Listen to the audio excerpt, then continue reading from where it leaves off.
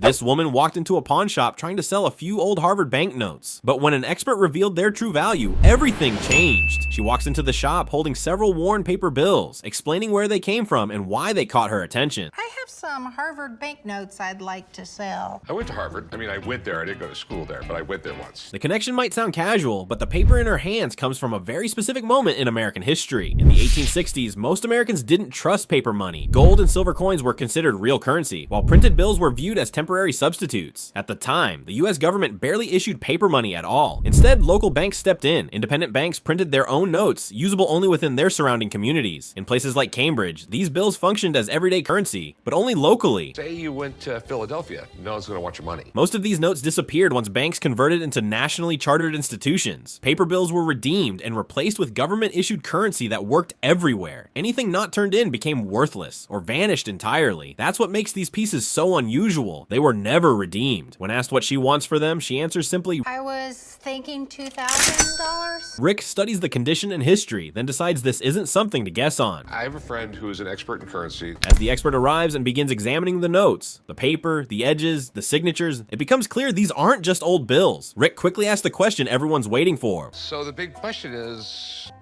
what's the price? Want to hear the expert's answer? Comment for part 2.